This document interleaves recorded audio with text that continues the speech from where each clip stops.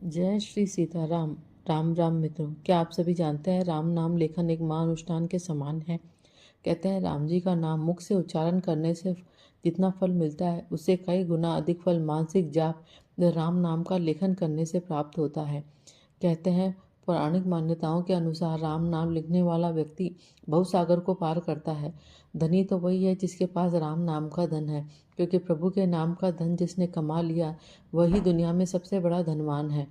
राम नाम लिखने से हमारे आध्यात्मिक ताप, आधि विदेविक ताप तथा आधि भौतिक ताप, तीनों प्रकार के जो मनुष्य को नष्ट करने वाले ताप हैं, राम नाम लिखने से, इसके नाम की शक्ति से ये तीनों ही ताप नष्ट हो जाते हैं तथा मानव शरीर निर्मल व स्वच्छ हो जाता है।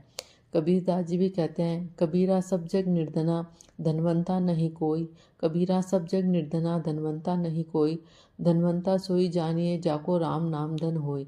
कबीरदास जी कहते हैं कि ये सारा संसार, ये सारा जग ही निर्धन है, क्योंकि धनवान तो सिर्फ वही है जिसके पास राम नाम का धन है। और ये राम नाम का धन मुख से उच्चारण करने से भी कई गुना अधिक अधिक अगर राम नाम का लेखन किया जाए तो ये एक महानुष्ठान के समान होता है, ये यज्ञ के समान होता है, जो हमें कई गुना करोड़ों गुना फल प्रदान करता है। कहते हैं राम नाम लिखने से सकारात्मक ऊर्जा में वृद्धि होती है, हमारी भक्ति में वृद्धि होती है तथा ये राम नाम लिखने से हमारी सभी पापों का नाश होता है तथा हमें मोक्ष की प्राप्ति होती है। राम नाम लिखने से जीवन की बाधाएं दूर होती है तथा ये साथ ही हमारी आध्यात्मिक तथा मानसिक उन्नति भी करता है। खासकर अगर लाल स्याही से लिखने पर हनुमान जी बहुत प्रसन्न होते हैं। कहते हैं राम नाम लिखने से शनि राहु केतु के जो भी अशुभ फल होते हैं वे सभी समाप्त होते हैं तथा राम नाम लिखने से पापों से मुक्ति के साथ साथ मन में भी शांति प्राप्त होती है, मन में एकाग्रता आती है तथा तनाव कम होता है तथा चहुं ओर से हमें सकारात्मक ऊर्जा का संचार होता है। पौराणिक मान्यता के अनुसार, आनंद रामायण के अनुसार, राम नाम जपने से भी 100 गुना अधिक पुण्य फल राम नाम लिखने से होता है।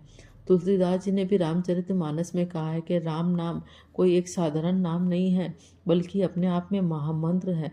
मुख से जितना जाप करो, श्वास से जितना जाप करो, उसे कई गुना अधिक मानसिक रूप से जाप, व उसी मानसिक जाप को अगर शब्दों के रूप में किसी भी पुस्तक में लाल रंग की स्याही से आप लिख दो तो वे कई गुना अधिक फल है।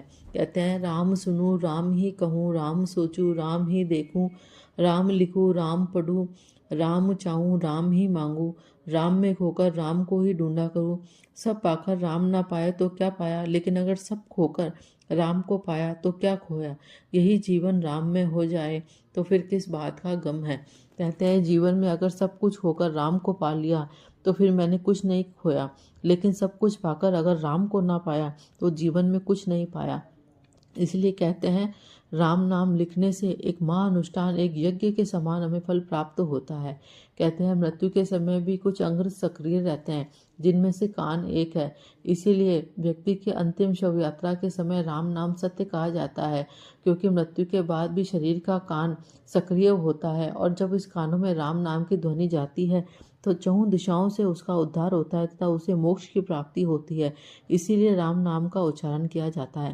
कहते हैं राम नाम अपने आप में महामंत्र है, इसको जपना, सुनना, बोलना कई गुना अधिक शक्तिशाली इसको लिखना है।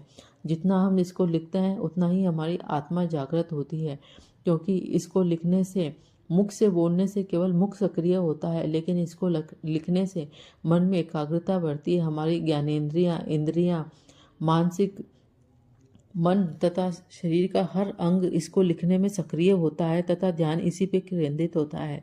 इसलिए राम नाम को एक महाअनुष्ठान कहा गया है।